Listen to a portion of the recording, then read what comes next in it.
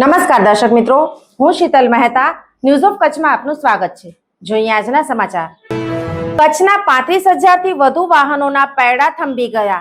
National હાઈવેની જર્જરિત હાલત સામે ટ્રાન્સપોર્ટરોની હડતાલ, નો રોડ નો ટોલ આંદોલન શરૂ। નેશનલ હાઈવેના ટોલ નાકા કચ્છમાંથી 2000 કરોડનો ટોલ ઉઘરાવે છે અને રોડ બિસ્માર છે। આજે કાળો દિવસ મનાવાયો।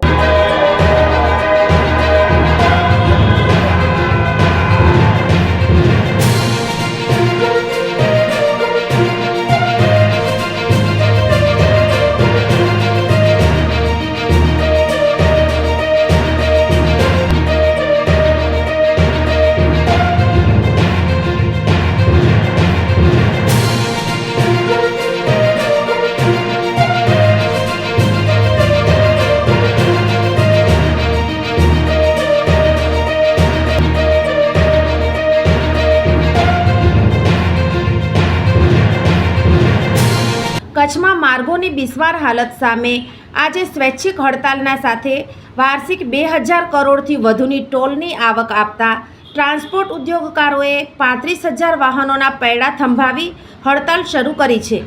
કચ્છના કોઈ ગામની શેરી હોય કે રાષ્ટ્રીય ધોરીમાર્ગ, ખાડાઓમાં રસ્તા છે કે રસ્તામાં ખાડા, એવી વિકટ સ્થિતિ સર્જાઈ છે, જેને પગલે શૌર્ય લડત શરૂ કરાઈ છે। કચ્છભરના વિવિધ ટ્રાન્સપોર્ટ એસોસિએશનનો એક સાથે સામખિયાળી ટોલ નાકા પર હડતાલની શરૂઆત થઈ ગઈ છે। 2 દિવસ પહેલાં જ લોડિંગ બંધ કરવામાં આવ્યું હતું। હવે સ્વૈચ્છિક હડતાલમાં માર્ગો પરની ગાડીઓ થોભાવી દેવાઈ છે। મોટી સંખ્યામાં આગેવાનો સામખિયાળી સહિત વિવિધ ટોલ નાકા પર પહોંચ્યા છે। નો રોડ નો ટોલના નારા સાથે લડત તેજ બનાવાઈ રહી છે। કચ્છ જિલ્લાના 7 ટોલ નાકા મારફતે દર વર્ષે આશરે 2000 કરોડની વસૂલાત થાય છે। તેમ છતાં રસ્તાઓની સ્થિતિ અત્યંત દયનીય છે। પરિણામે આજે આશરે 35,000 વાહનોના પૈડા થંભાવી દેવામાં આવ્યા છે, તેમ રોષપૂર્વક નારાજ ટ્રાન્સપોર્ટ આગેવાનોએ જણાવ્યું હતું। આ હડતાલનો સીધો પ્રભાવ પોર્ટ પરિવહન, આયાત નિકાસ, ઉદ્યોગો અને વેપાર પર પડ્યો છે। જેમ હડતાલના દિવસોમાં વધારો થશે તે સાથે હાલાત વધુ કઠિન બનશે। આ વચ્ચે જવાબદારો કેવા પગલાં ભરે છે તેના પર સૌની મીટ મંડાઈ છે। મોટી સંખ્યામાં આગેવાનો સામખિયાળી સહિત વિવિધ ટોલ નાકા પર પહોંચ્યા છે। નો રોડ નો ટોલના નારા સાથે લડત તેજ બનાવાઈ રહી છે અને ટ્રાન્સપોર્ટર્સ પોતે પણ પોતાના વાહનો સાથે બ્લેક ડેના બોર્ડ સાથે લડતમાં જોડાયા છે। ગાંધીધામ ચેમ્બર્સ ઓફ કોમર્સ દ્વારા પણ આ આંદોલનને ટેકો આપવામાં આવ્યો છે અને મુન્દ્રા તથા અનેક જગ્યાએ પણ આ આંદોલન ચાલી રહ્યું છે અને સમગ્ર ટ્રાન્સપોર્ટેશન ઠપ થઈ ગયેલ છે અને આગેવાનોનું કહેવું છે કે જ્યાં સુધી માંગણીઓ સ્વીકારવામાં નહીં આવે ત્યાં સુધી આંદોલન ચાલુ રહેશે। આજનો દિવસ કાળો દિવસ તરીકે મનાવવામાં આવી રહ્યો છે।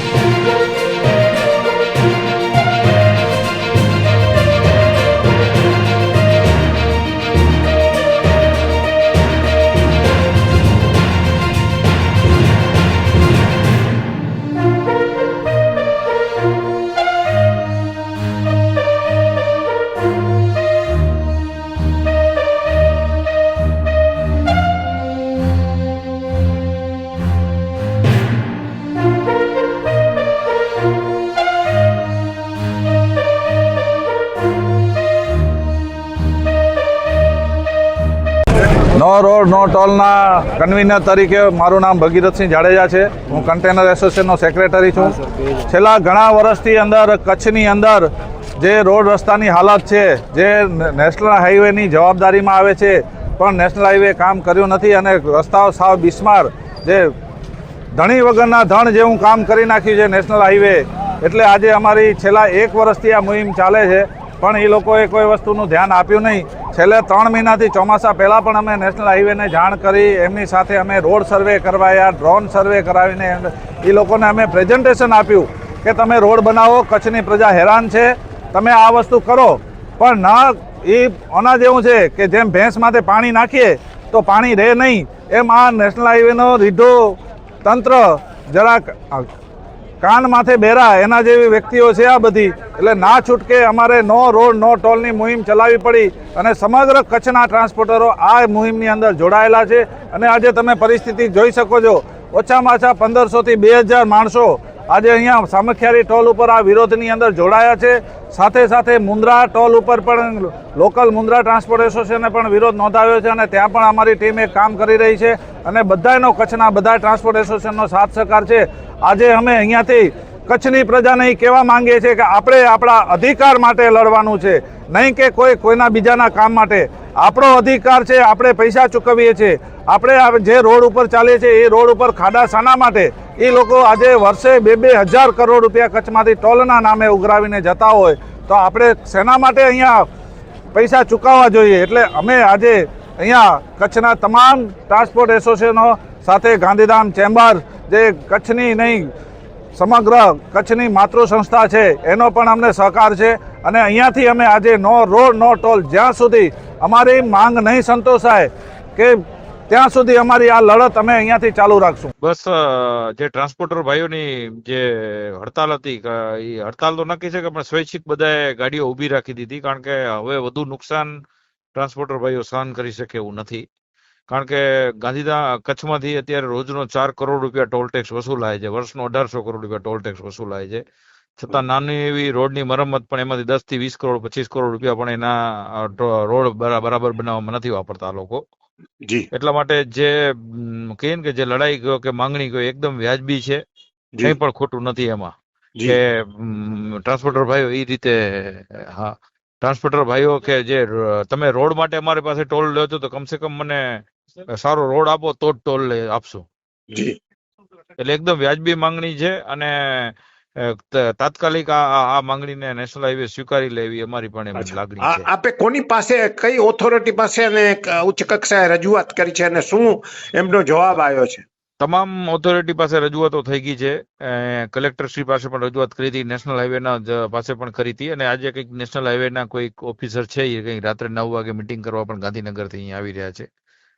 ગુજરાત નેશનલ હાઈવેના જે ઓફિસર છે એ રાત્રે 9-10 વાગે અહીંયા પહોંચશે ને એમનાથી મિટિંગ થશે. આ લોકોની એક સિમ્પલ જ માંગણી છે ટ્રાન્સપોર્ટ એસોસિએશનની, ગણો કે અમારી, કે એક જ છે કે ટ્રક કોઈ પણ વાહન ટોલ એટલા માટે ચૂકવે છે કે એને સારો રોડ મળે. જયારે રોડ જ નથી તો તમે લોકો ટોલ શું કામ લ્યો છો? 10 દિવસમાં રોડ બનાવી દો, ત્યાં સુધી ટોલ માફી આપો. ઈ 1 વર્ષ પહેલા પણ આવી જ રીતે ટ્રાન્સપોર્ટર ભાઈઓએ આવી જ રીતે સ્ટ્રાઇક કરી હતી, ત્યારે એ લોકોએ કમિટમેન્ટ આપ્યું હતું 20 દિવસમાં અમે બધું સુધારી દેશું.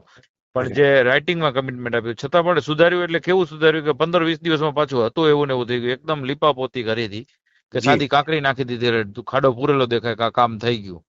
15 દિવસમાં પાછી હતી જ પોઝિશનમાં આવી ગયું. પાછું છેલ્લા 8 મહિનાથી નેશનલ હાઈવે પાસે દરેક ઓથોરિટી પાસે ટ્રાન્સપોર્ટર ભાઈઓએ ખૂબ ધક્કા ખાધા, ખૂબ રજૂઆતો કરી, પણ ધ્યાનમાં એ લોકોએ ન લીધું એટલે ના છૂટકે એ લોકોને આ પગલું ઉપાડવું પડ્યું. આમાં મોટી નુકસાની તો બધા ટ્રાન્સપોર્ટર ભાઈઓને જ છે, કારણ કે એમની 60-70 લાખ રૂપિયાની એક ટ્રક થાય છે.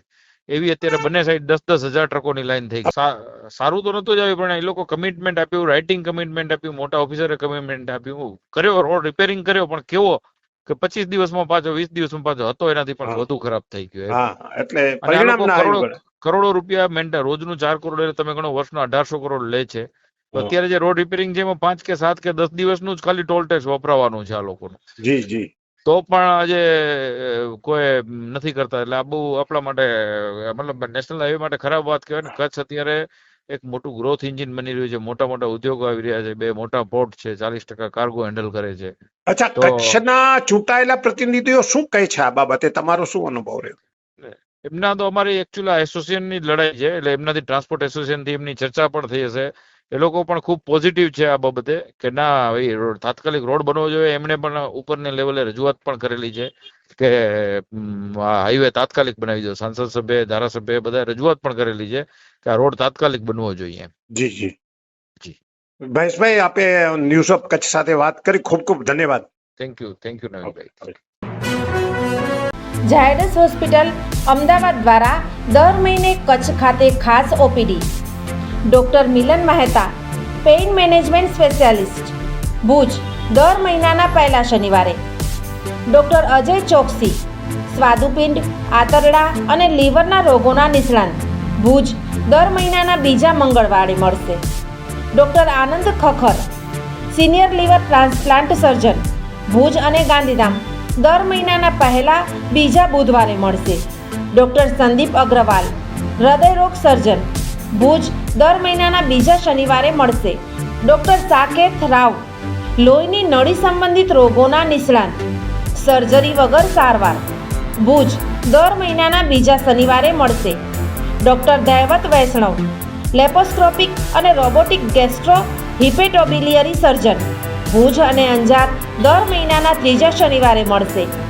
ડૉક્ટર રવિ ચૌહાણ, મગજ, મણકા અને કરોડરજ્જુના રોગના નિષ્ણાંત, ભુજ, દર મહિનાના ચોથા શનિવારે મળશે. આ બધા જ ડૉક્ટરો LNM group Lions hospital and research centre, Rawalwadi relocation site, Raghuvanshi ચોકડી પાસે, ભુજ મળશે. વધુ માહિતી માટે સંપર્ક મનમીત જાની 9978625908. પ્રેમ કેમ થાય છે? પ્રેમ અને પ્રેમી સાથે છૂટાછેડા માટે કોણ જવાબદાર છે? જુઓ 13 તારીખ શનિવારે ગ્રહોની જવાબદારી અંગે જ્યોતિષાચાર્ય શું કહે છે. જીવન અને જ્યોતિષ, દર બીજા અને ચોથા શનિવારે આ વિષય ઉપર જ્યોતિષાચાર્ય ડૉક્ટર પ્રીતિ રાજગોરની મુલાકાત પલ્લવી શેઠ દ્વારા પ્રસ્તુત. જોઈ શકાશે ન્યૂઝ ઓફ કચ્છની ખાસ પ્રસ્તુતિ. જોતા રહો. દર્શક મિત્રો, આજે તારીખ 12 સપ્ટેમ્બર 2025. આ હતા આજના સમાચાર. આવતીકાલે ફરી મળીશું. ત્યાં સુધી મને રજા આપશો. નમસ્કાર.